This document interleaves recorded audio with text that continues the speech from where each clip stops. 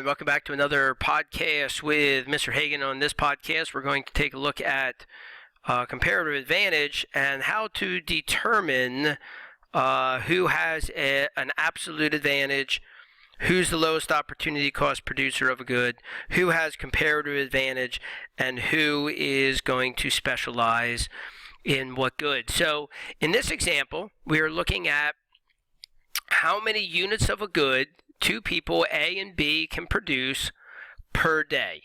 So this actually, the problem is given to you in terms of the number of units. Okay, how many units can we produce per day? So for example, person A can produce 2 sweaters in a day or 8 chairs in a day. B can produce 3 sweaters in a day or 15 chairs in a day. So, who has the absolute advantage in the production of sweaters? Well, the absolute advantage is just who can produce more of them. So, who can produce more sweaters in a day? Well, that would just be person B. So, we'd say with regards to sweaters, B has the absolute advantage. And then what about with regards to producing chairs? Who has the absolute advantage in producing chairs? Well, B also has the absolute advantage. They can produce more chairs than A can. So we would say person B. So B has an absolute advantage in producing both. But that doesn't mean that they shouldn't specialize in trade, because specialize in trade is based on these two: lowest opportunity cost producer and comparative advantage. So let's figure out how we're going to calculate who is the lowest opportunity cost producer of sweaters. So let's look at sweaters. Who is the lowest opportunity cost producer of sweaters? Now, to calculate this, let's start with person A, and we want to take the good that we're analyzing and put it in the denominator. So we are looking at producing sweaters. So we're going to put sweaters in the denominator. So this is going to be for producer A, and we're going to put sweaters in the denominator, 2 sweaters.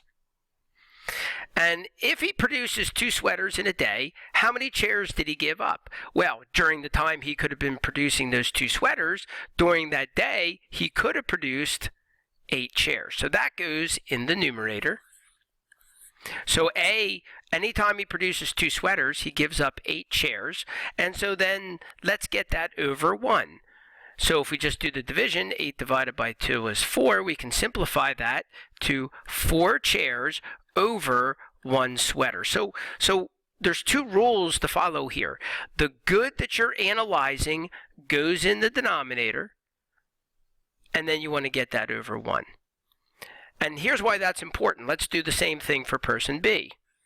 For person B, let's see, we're analyzing sweaters, so sweaters goes in the denominator, 3 sweaters. And let's see, if he didn't produce sweaters all day, he could have produced 15 chairs. So every time that he produces 3 sweaters, he gives up 15 chairs. So sweaters are in the denominator. That's the good that we're analyzing. And then let's get that over 1. 15 divided by 3 is 5. So it'd be 5 chairs over 1 sweater. So every time that B produces a sweater, he gives up 5 chairs. Now, here's why we want the denominator to be equal to 1. We want it to be equal to 1 so we can compare these 2 things. So every time that B produces a sweater, they give up 5 chairs. Every time A produces a sweater, he only gives up 4 chairs. So who's the lowest opportunity cost producer? Who gives up less to produce a sweater? It would be person A. A is the lowest opportunity cost producer of sweaters. So let's come mark that down here. Lowest opportunity cost producer of sweaters, sorry, I just wrote that wrong, is person A. Okay? And here's why I wrote it wrong. B has an absolute advantage in producing sweaters. They can produce more sweaters than A can. But A is the lowest opportunity cost producer, so we say that A has a comparative advantage. Comparative advantage and lowest opportunity cost, these things they mean the same thing.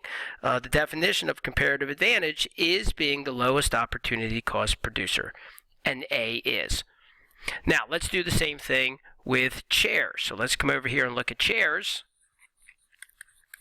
If we look at chairs and we start with person A, okay, now we're going to take chairs and put them in the denominator because we are now analyzing chairs. So A can produce 8 chairs in a day, and if he does that, he gives up what he could have produced, which is 2 sweaters. So every time that A produces 8 chairs, he gives up 2 sweaters. Okay, this division's a little harder now. Get this over 1. 2 divided by 8 is 0.25. So every time that A produces 1 chair, he gives up 0.25 sweaters. He gives up 0.25 sweaters. Now, let's do the same thing for person B. For person B, we also, let's just move that down a little bit. For person B, they are we're analyzing chairs. They're producing chairs. And in one day, person B could produce 15 chairs, so that goes in the denominator. And how many sweaters did they give up? Well, during the time they were producing 15 chairs, they could have produced 3 sweaters. That's their opportunity cost. Again, we got to do a little bit harder division. 3 divided by 15, that's going to be 0.2. So every time that B produces 1 chair, he gives up 0.2 sweaters. Every time he produces 1 chair, he gives up 0.2 sweaters. So who is the lowest opportunity cost producer? Well, A, to produce 1 chair, gives up 0.25 sweaters. B, to produce a chair, only gives up 0.2 sweaters. So B is the lowest opportunity cost producer, so we would record that right here, and therefore he has a comparative advantage. And then our rule simply says this. Our rule says that we're going to specialize in whatever good, in the good for which we have a comparative advantage. We're going to specialize in the good for which we have the lowest opportunity cost. So A will specialize in the production of sweaters. He produces sweaters at the lowest opportunity cost. And B will specialize in the production of chairs. B will specialize in the production of chairs. Now, why is this so important that they specialize? This is so important because let's go back to the production possibilities curve. This is so important because it allows both person A and person B to consume beyond their ability to produce. That is to say, let's go back and look. A is going to specialize in the production of sweaters. B is going to specialize in the production of chairs. So that means that person A is going to produce right here. They're going to produce all sweaters. This is going to be their production.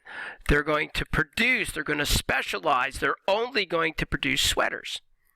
And then they're going to trade away sweaters and get chairs in return, and they're going to be able to consume at this point.